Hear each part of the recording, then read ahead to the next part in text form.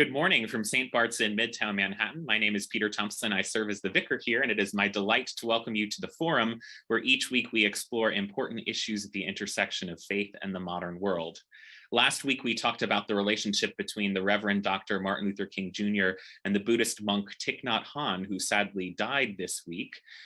This week, we turn to King's relationship with another faith leader, the Rabbi Abraham Joshua Heschel, and we are very honored to have with us this morning Professor Susanna Heschel, who is the Eli M. Black Distinguished Professor of Jewish Studies at Dartmouth College. She is the author of Abraham Geiger and the Jewish Jesus, The Aryan Jesus, Christian Theologians and the Bible in Nazi Germany. And she's also edited or introduced a number of works by her father, including The Sabbath, which a group at St. Bart's is currently reading. Professor Heschel, it is a real honor to have you with us this morning. Thank you so much. It's a pleasure to be with you. And we're excited to hear your thoughts about your father's relationship with King. And you have agreed to also talk a little bit about the Sabbath, because I know there are interested readers out there. Yes, thank you very much. So let me begin by saying what a pleasure it is to be with you. And I am also so happy, Reverend Thompson, that your community is reading the Sabbath.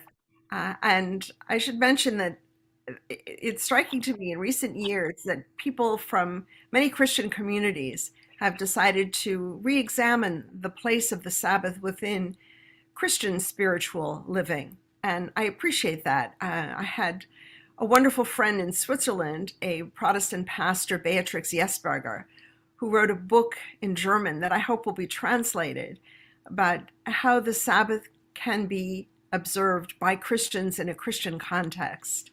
So I imagine that will one day appear in English and be helpful as well. But let me first say a word about my father and his wonderful friendship with Martin Luther King. And I'm going to show you some photographs. My father first met Dr. King in January of 1963. They met at a conference on religion and race that was organized in Chicago by the National Conference of Christians and Jews. And they each gave a keynote lecture at that time, and they just bonded at that conference and became good friends, and almost immediately started giving lectures together around the United States to students and also to Jewish groups. So let me first show you some of these pictures, just a few of the ones that I have of the times that they were together. So Dr. King and my father were on the phone often. Dr. King's personal attorney, Clarence Jones, told me that when they would have a meeting, planning a demonstration or an event or a lecture, Dr. King would say, "Will someone call Rabbi Heschel and make sure he's free that day?" This particular picture is on the occasion when a Jewish organization gave Dr. King an award. That was actually rather frequent in those days. And in fact, the first time there was an integrated dinner or event in Miami Beach was apparently hosted by a synagogue. There were many synagogues in those days, Reform, Conservative, and also Orthodox and Reconstructionist, that became involved in the civil rights movement by hosting Dr. King for lectures. Somebody should gather, actually, the occasions that were held around the country. And Dr. King would come and speak. They also raised funds to support the Southern Christian Leadership Conference. And there were a lot of rabbis and young people who took part. So, for example, the Freedom Riders, there were Jewish young people who went in the buses, interstate buses, but there was also a special bus for clergy, and some rabbis joined that bus as well. Some of them were beaten. There's a famous photograph of Rabbi Arthur Lelyveld from Cleveland with blood dripping down his head. And there was one rabbi, Rabbi Plowden in Long Island, who planned to join that clergy bus and received a telegram from the president of his congregation saying, no, you must not go. We have 4 bar mitzvahs this weekend. But he went anyway. But my father's friendship with Dr. King extended over many issues. This picture was taken at Arlington National Cemetery, where they held what they wanted to be a demonstration against the war in Vietnam in February of 1968. That question, whether Dr. King should oppose the war in Vietnam, was something that was heavily discussed in my parents' home when I was growing up. It was discussed at the dinner table, and it was discussed not as a political issue, but as a moral issue. So let me say that my father's opposition to the war in Vietnam led him to found an organization called Clergy and Laymen Concerned About Vietnam. It was founded in a church in Midtown Manhattan in the fall of 1965, which was, by the way, a momentous year for my father for many reasons. He was a visiting professor at Union Theological Seminary and gave an opening address called No Religion is an Island. He spent 2 months lecturing in Israel at the request of the president, because there was a feeling that Israel was losing, especially the young people, a sense of Jewish identity. It was also when Nostra Aetate was issued at the end of October of 1965, something that my father had been very involved in with the Vatican, the Second Vatican Council statement about the relationship between the Catholic Church and other religions. But the question of the war in Vietnam became pressing because a professor at Columbia had gathered evidence given to him by military people in secret about war crimes that the United States was committing in Vietnam. There was a sense among the military also that there was no political or military goal, and that the war had just become an act of aggression against civilians. We were destroying the land of the farmers, the villages, and dropping napalm on human beings. And these were war crimes, and my father became terribly upset. And so the question was whether Dr. King should also speak out against the war. And it was a long debate and a very thoughtful one, because, of course, in opposing the war, Dr. King would endanger his relationship with President Johnson and with the Congress. So my father and Dr. King conferred on these kinds of issues, but Dr. King also spoke out on the question of Jews in the Soviet Union. They were not permitted to practice Judaism, and my father had been very concerned about that as well. He was very close to Elie Wiesel and encouraged Elie Wiesel to travel to the Soviet Union as a journalist and report on the situation for Jews who were not allowed to learn Hebrew or pray together or practice the observance of Jewish holidays. They also spoke, Dr. King made that an issue as well. They spoke, of course, about race, and they spoke about Israel and the question of how to secure peace between Israel and the Palestinians. So this is a photograph that was taken at a hotel where they were both speaking. On the question of Vietnam, the main event for Dr. King, the main moment when he spoke out, was at Riverside Church in 1967. I was there that evening. And as you can see, he's making some last-minute notes. There's a wonderful documentary about that speech, a great speech, by the way, that should be reread over and over. There's a documentary by Tavis Smiley that I encourage everyone to try to watch. It was on PBS. And here's Dr. King at the pulpit of Riverside Church. My father, you can see to one side with the beard, of course. And this is Dr. King arriving in 1968 at the Catskill Hotel called the Concord Hotel. He came to give a speech honoring my father's birthday, and it was a special occasion. I was there as well. It was a convention of rabbis, conservative rabbis. And after dinner, we all went into the auditorium. And when Dr. King came into the room, everybody stood up and crossed arms like this and sang, "We shall overcome," in Hebrew. And Dr. King said he had been all over the world and heard "we shall overcome" in so many languages, but this was the first time in Hebrew. And he and my father both spoke of each other as prophetic voices. My father said that Martin Luther King is a sign that God has not forsaken the United States of America. And here he is speaking on that occasion. To the side is a rabbi named Everett Gendler, who lives in the Berkshires, who was very involved in civil rights and in the anti-war movement.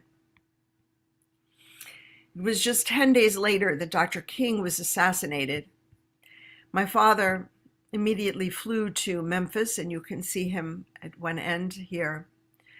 And the next day, my mother and I flew to Atlanta for the funeral, where my father read a psalm at Morehouse College at the request of Mrs. King.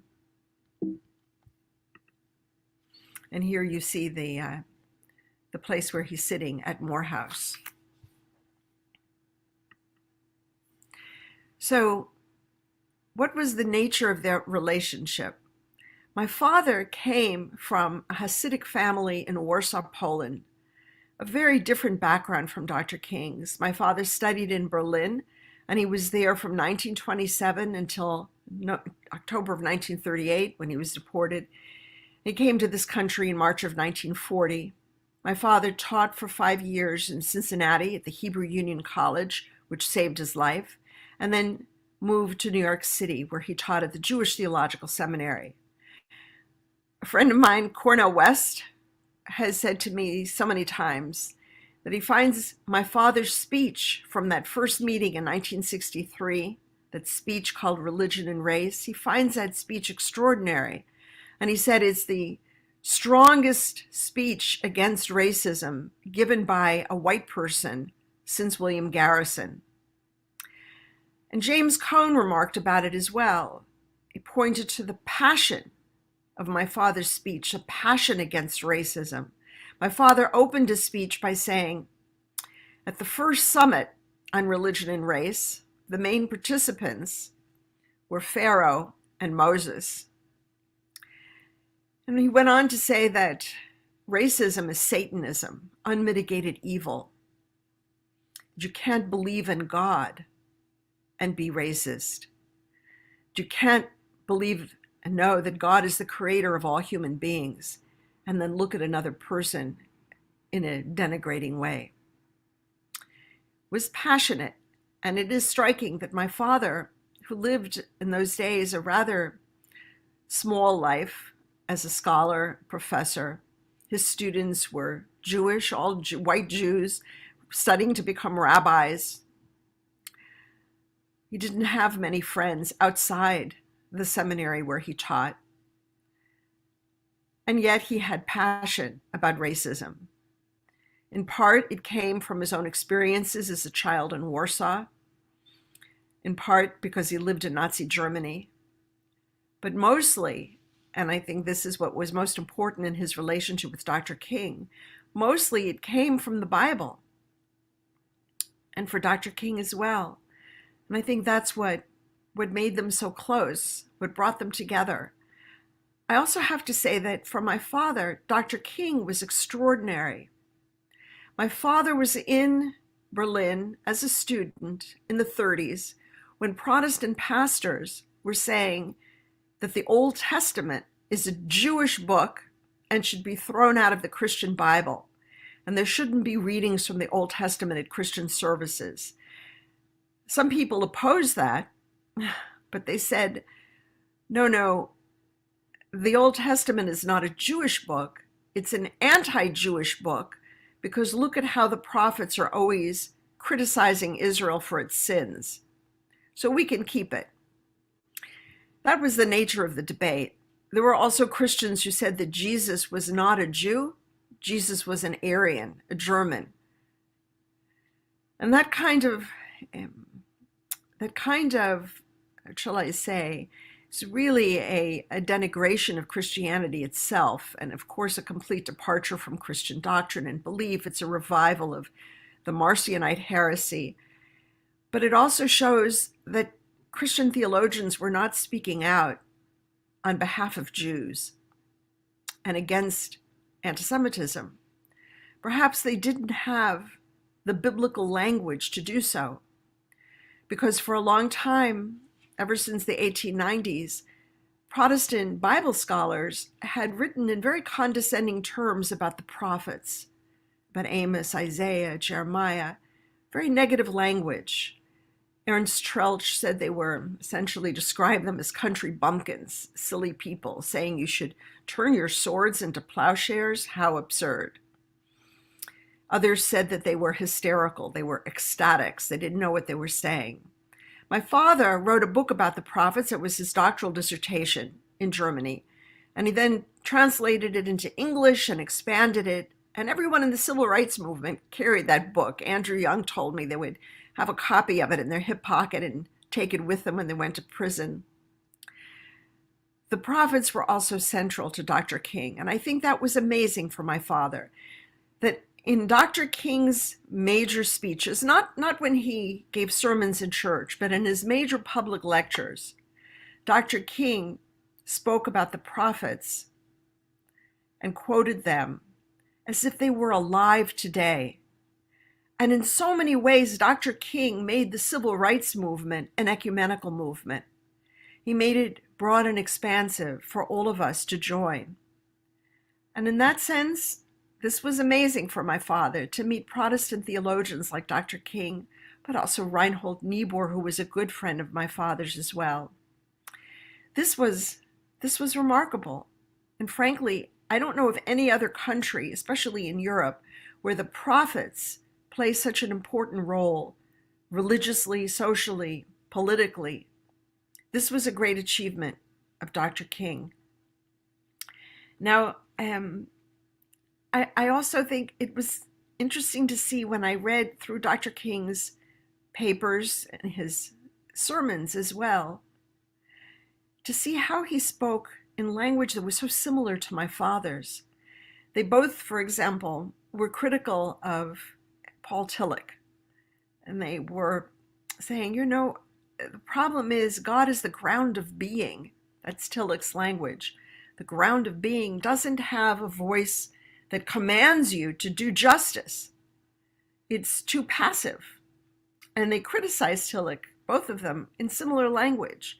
Both Dr. King and my father spoke about God as the most moved mover, not the unmoved mover of Aristotle, who just sets the world in motion and then sits back, but moved, that is, affected by human beings, that God has subjectivity, that God responds to us in the way we treat other people. And that was central to my father. My father said that the God of the prophets is a God of pathos, a God who feels and responds to us, and that our obligation is to make more room for God in this world. How do we do that? We do that by doing justice, by the way we treat other human beings. And in fact, my father used to joke with his audiences when he would give a lecture. He would sometimes say, "When does God break the 10 Commandments?" And people were bewildered. And he would say, "Well, it says in the 10 Commandments, thou shalt not make an image of God." And yet, in Genesis, when God creates human beings, we are created in God's image. And so he said, human beings are the only image of God that we have. So how should we behave? What does it mean to live a life as an image of God? In other words, he said, to be a reminder of God, so that when other people know us, they are reminded of God. How do we live in such a way? And so for my father, it's how we treat other people, to recognize them as an image of God. That's important. So what mattered to my father was not only all of the teachings in Judaism about observances, holidays, prayer, but human justice, how we treat other human beings. We give strength to God not only with our prayers, we give strength to God in the ways we help other human beings. And so my father went to Selma in 1965. He was invited by Dr. King. As you know, there was a first march. It was led by John Lewis, who was the head of SNCC at that time. And they were marching out of Selma over the Pettus Bridge, which is a curved bridge. And when they came to the crest, to the top of the bridge, they looked down, and there were the Alabama State Police troops with gas masks and batons, and they charged the marchers and beat them, and John Lewis was hit on the head and had a cracked skull and a concussion. And they said to them, go back to your churches. This was then another time Dr. King went to Selma and stopped to pray at the top of the bridge. But finally, it was when Dr. King obtained federal protection from federal troops through a judge that the final march was able to take place. And in fact, President Johnson had gotten on television the night of the first march and said, objected, of course, very strongly to what happened at Selma, to the beating, and he said, we shall overcome. So my father received an invitation, a telegram, on Friday afternoon to come to the march on Sunday. He made a plane reservation and packed a suitcase, and it was a very nervous Sabbath for us. And at the end of the Sabbath, my father made Havdalah, the prayer at the end, and my mother and I went down the elevator with him. We lived in New York City to see him off. And the taxi came, and my father kissed me goodbye. And I held that moment because I didn't know if he would come back alive. And I watched him go into the taxi, and he left. He told us when he came back that Dr. King said to him, this was the greatest day of his life. And my father said that there was something holy in the march. He felt reminded of the holiness of walking together with Hasidic Rabbis in Europe before the war. And he said, I felt my legs were praying. And that in many ways exemplifies what my father meant theologically, that we pray with words in a synagogue, in a church, in a mosque, or alone, or anywhere. My father would sometimes stop on the streets in Manhattan and step to the side to say the afternoon prayers. But we also pray when we march for justice, when we do something to help other human beings. He was a Jew from Poland, a professor. Was it his business to march for civil rights for Black people in America? Yes, it was. It was his business. These are human beings. And it was his business as a religious person and as a Jew to be marching there. So I guess we might also think, what does it take in our lives to experience holiness, to feel that when we march for justice, that we're also praying? And that's something that my father discusses in his book on the Sabbath. He talks about it specifically, about what it means to take a day and sanctify it. Time is the central category for the Sabbath. Things of space are for the other 6 weeks. But on the Sabbath, we have one day, one period of time. It's 25 hours from sunset to darkness. How do we sanctify time? Well, my father said, time is life. What is our life composed of? Our life is composed of time. That's what it is. He used to say the expression, to kill time is to commit murder. You don't kill time. It's killing life. So how do we sanctify time and special moments? There's a phrase from one of my father's books that some monks put into a lovely drawing. It takes 3 things to create a sense of significant being: God, a soul, and a moment. And the 3 are always present: God, a soul, and a moment. It's really a question to make a pause and to recognize that we have a moment right there. Our soul and God are here together in that moment. And the Sabbath becomes then an opportunity to pause and to experience our own lives, our own souls, and to sanctify time. It's not just a question of family time, getting together. People sometimes talk about, and there's an expression in Hebrew, tamei mitzvot, reasons for the commandments. What's the reason for the Sabbath? Well, it's good for the family. That may be, but that's not a reason.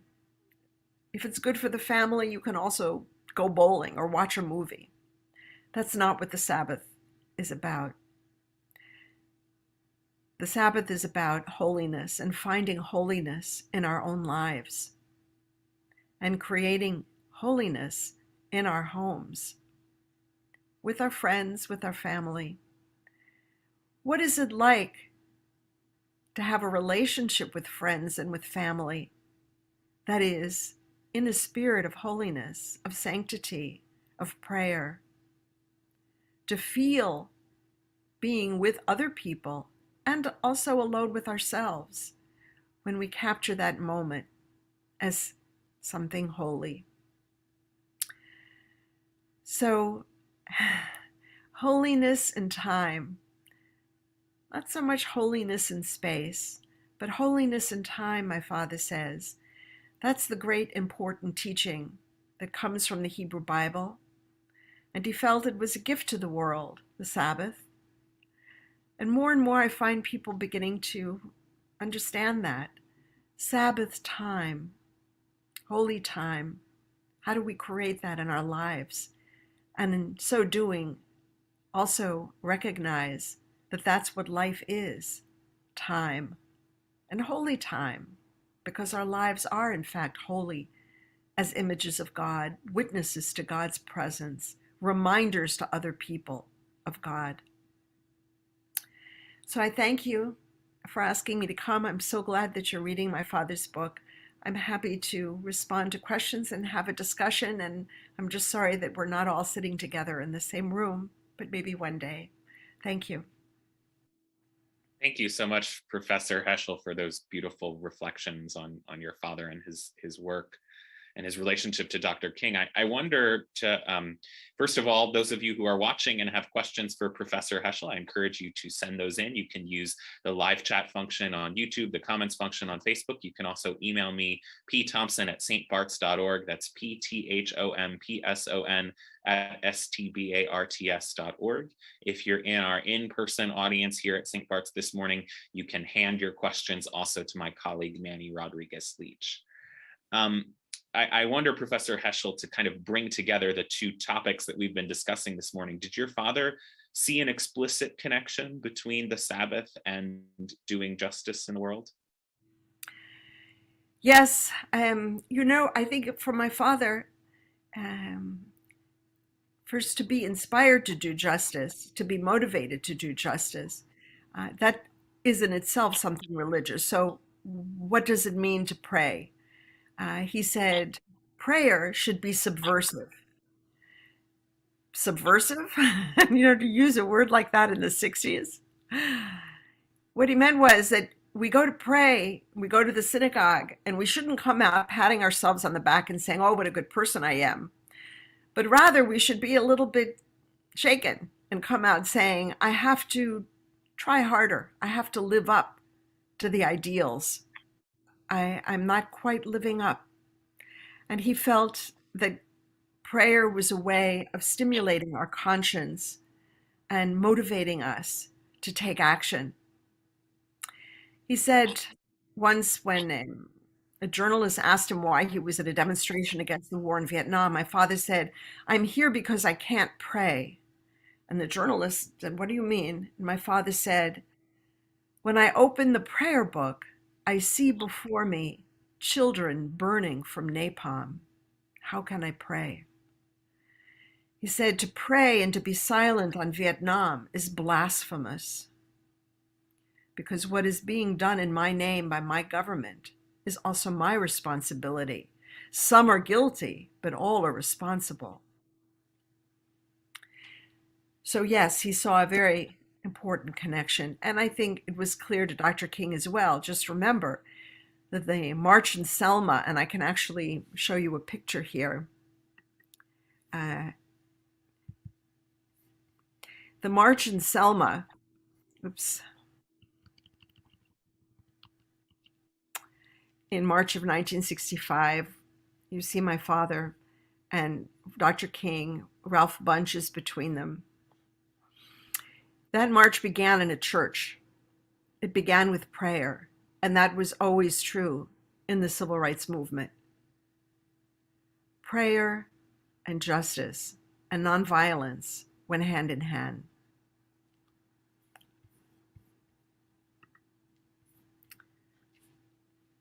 If your father and Dr. King were alive today, what do you think would be the issues that would most concern them and rouse them to action? You know, so much of what they were concerned about then remains a problem now. So they would still be concerned about injustice, about mass incarceration that's gotten even worse. They would certainly be concerned about poverty, about the fact that children are hungry in this country. How can that be? That there isn't proper access to medical care, that people who have high blood pressure can't afford medicine. How can that be? And I recommend a book, Black Man in a White Coat, a memoir by an African-American doctor from Duke University about his experiences and what it's like to be a doctor in rural North Carolina. And so, of course, they're the same concerns, the militarism of this country, the materialism of this country. But I think when Dr. King was alive, I had the feeling that he was able to soften hardened hearts, that his words came from his heart into our heart. And that's why I fell in love with the Bible, because the Bible was transforming people. And now I see people with hearts that are so full of cynicism and rage and resentment and arrogance. My father said, there's no place for God in a heart that's filled with arrogance. So what do we do? And people who have been shaming other people, mocking other people in public, if you mock other people, when you shame another person, you destroy your own dignity. And if your own dignity is destroyed, then how can you ever repent? How can you repent for having shamed people? So how do we restore the dignity of these people? That's another question we have to ask.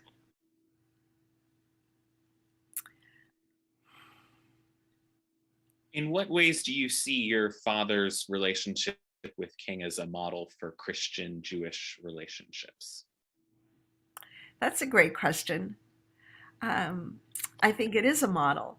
And I want to say that there have been various books written about my father that compare him to Christian theologians in interesting ways. But all of the theologians they choose to compare him to are white men. And that's not where he belongs. My father was much closer to Dr. King in his reading of the Bible, theologically, all kinds of ethics, all kinds of issues, than to some of the people he's compared to, European theologians and so on. So, yes, do they set a model? Sure, because of their reading of the Bible, their passion for the prophets, the connections they make between the Bible and the present day. The Bible is alive for both of them. We are living in biblical time.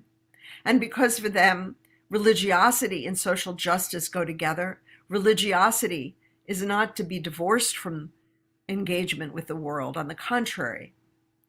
And because of their courage, they were very courageous. When Dr. King spoke out against the war in Vietnam, everybody attacked him, including fellow civil rights leaders. But they also recognized something else, which is we need allies. We cannot accomplish anything without allies. And that worries me. It worries me when I hear a student say, you will never understand me. I am Black, I am gay, I am male. You won't understand me ever. You can't know what it's like to be me.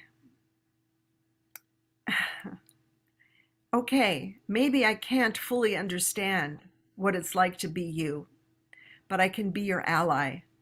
I can help you, I can love you, I can be your friend, and I can listen and try to understand. And just to try to understand another person, that's already a gift. We need allies. One questioner, noting that King had a relationship with Thich Nhat Hanh, wondered if your father did as well, and what other interfaith relationships he might have had. My father did with Thich Nhat Hanh have, but a small relationship, not an extensive one. But actually, I was there when they both were on a panel together with Robert Lowell at Town Hall in New York City to speak out against the war in Vietnam. And it was a very moving occasion.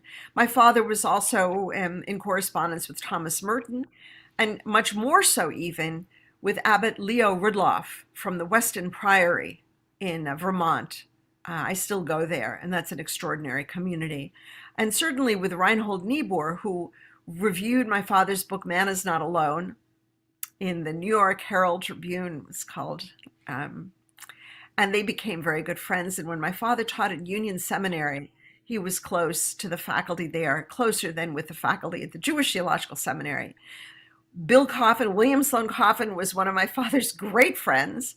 And Daniel Berrigan, especially. Phil was in prison a lot of the time, but Daniel Berrigan used to come to our home very often.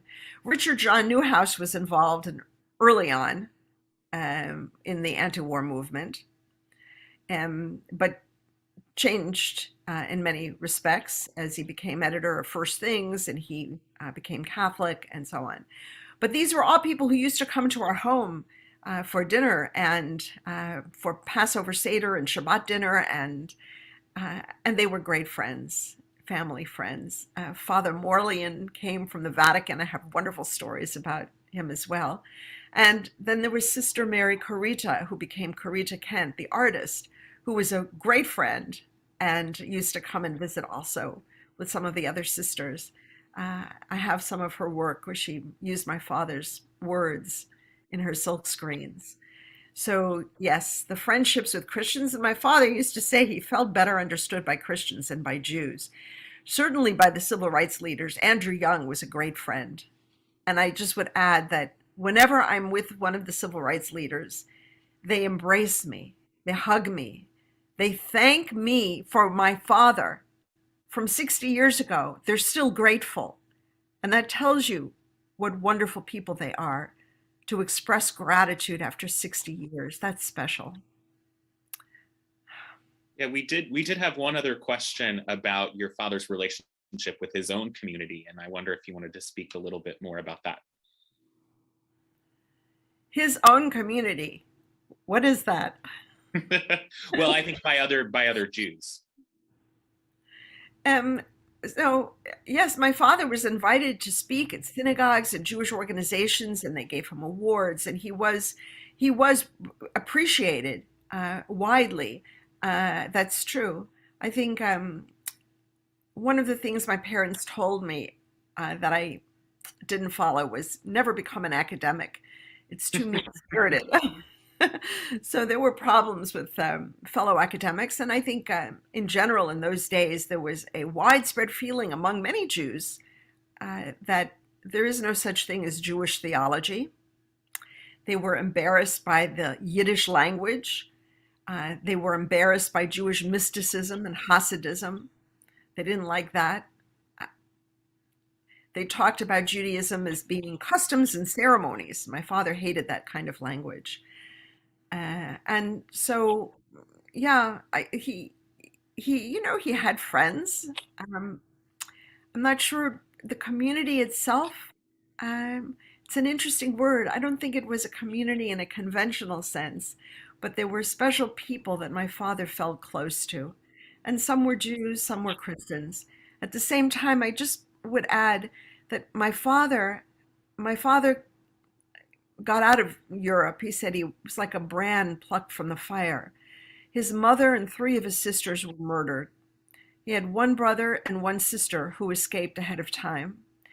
This brother was a rabbi in England, and the sister lived in New York and was married and had many children. And that was my father's family.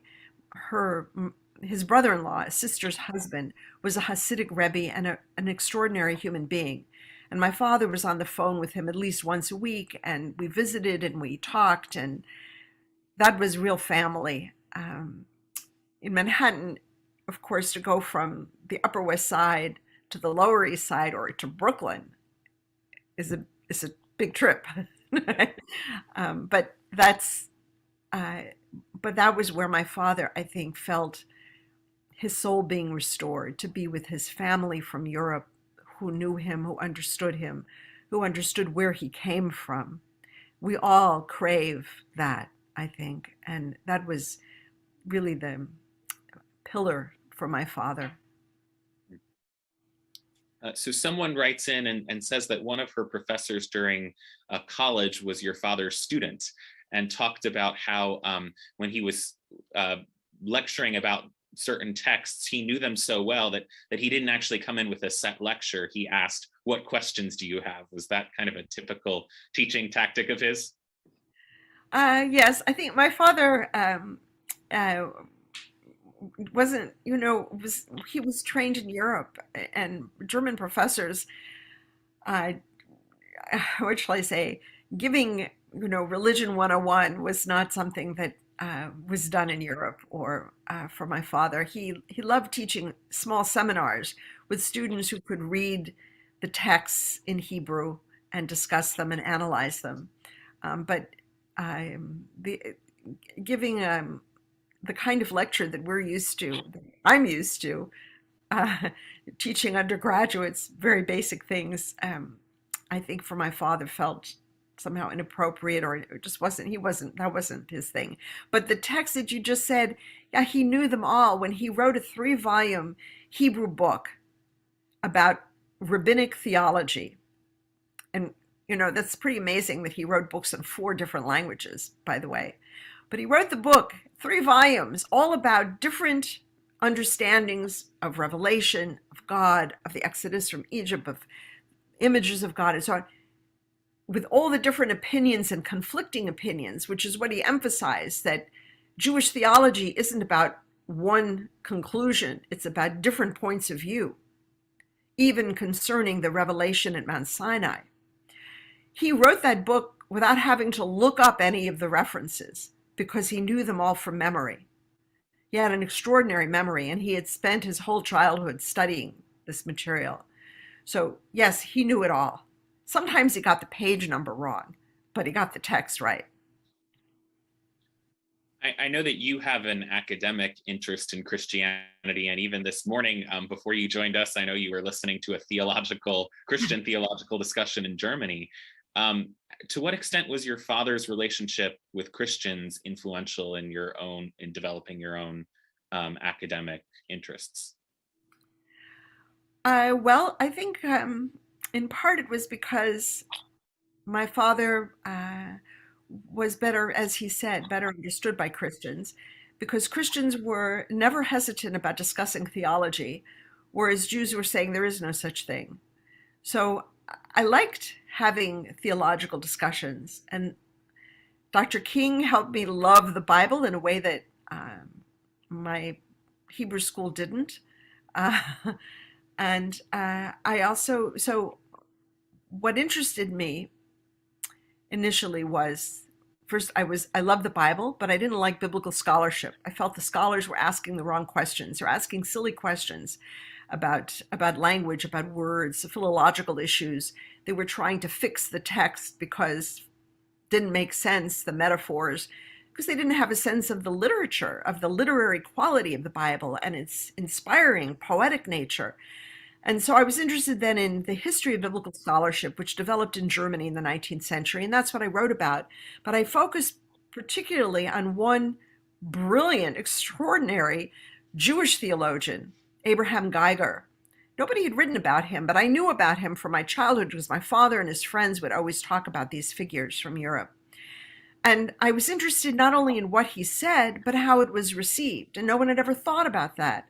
So I looked, in those days, nothing was computerized. I was in the basement of Union Theological Seminary in the library, looking at German theological periodicals from the 19th century.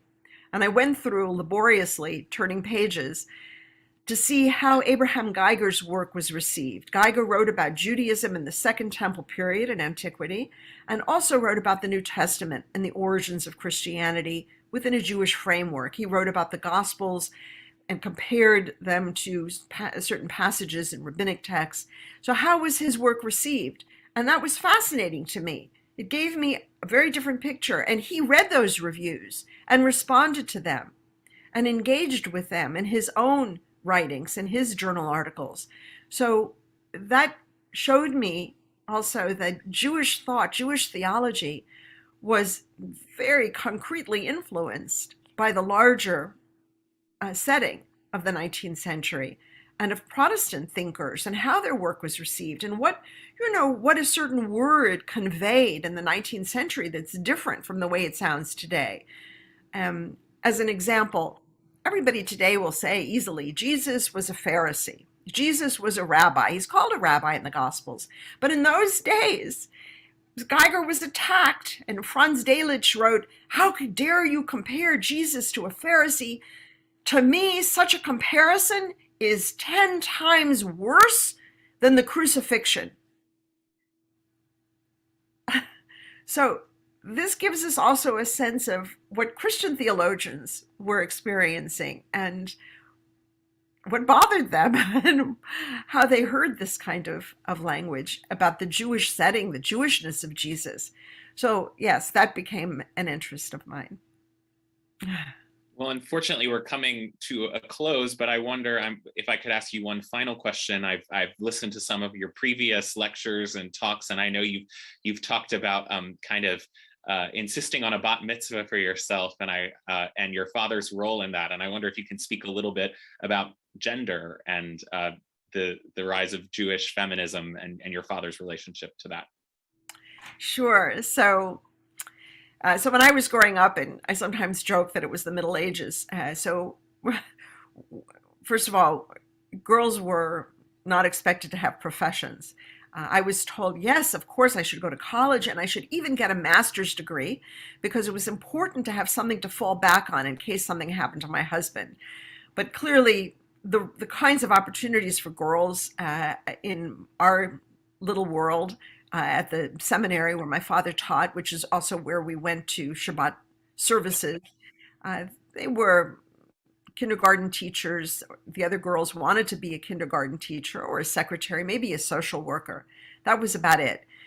In the synagogue, men and women sat separately, sort of side by side.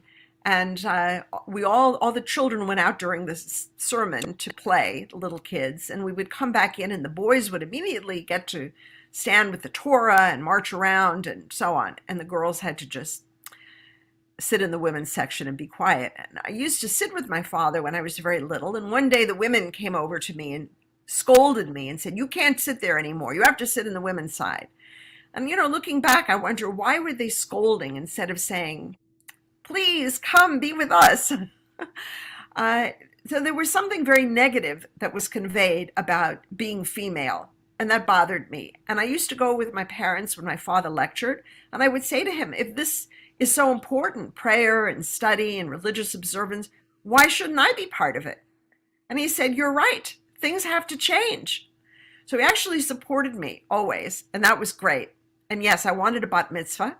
My father invited the chancellor of the Jewish Theological Seminary to come over for Shabbat afternoon tea. We used to have tea at 4 p.m.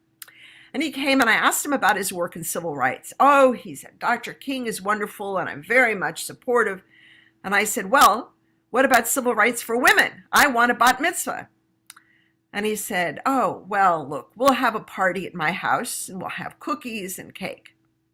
So that was not acceptable. My father organized a bat mitzvah for me on a Shabbat morning at a local synagogue. That's another story, how that was done and how controversial it became among his colleagues, whether they could go to a conservative synagogue. Even though they were teaching conservative rabbis, the professors were strictly Orthodox and would never go to a conservative synagogue. So you see the irony, the paradox there. And then one day my father said to me, I was doing my homework at the dining room table, thinking, what am I going to be when I grow up? And my father said, "Why don't you become a rabbi?" And I said, "A rabbi? That will never happen. And he said, well, I think things are changing. And he arranged for me, took me to meet with the new chancellor of the seminary, who was receiving some pressure from many people about ordaining women rabbis. It took another 10 years until it happened. And by then I was already a PhD student. So, but he was always supportive. And I think it's very important. It's very important for women to grow up with a supportive father and mother. My mother was far more skeptical and not as supportive and very worried about the whole thing, even though she would complain about what women had to do, but nonetheless. So yes, and then I published a book on being a Jewish feminist when I was in graduate school, and all the rest is history. And now women are even Orthodox rabbis, which is really fantastic. So thank you. Unfortunately, we have to leave it there. Professor Heschel, this has been really lovely to share this time with you this morning. We're so grateful for you and for your witness to your father's work. And we thank you so much for being with us. Thank you. Be well. Have a good day. Good week. Yeah, thank you all for watching. We hope you'll be with us next week as we welcome our own Dr. Rob Radke, the President and CEO of Episcopal Relief and Development, who will talk about 2 years of responding to COVID-19. And we hope you'll join us for worship in just a few minutes. Thanks so much.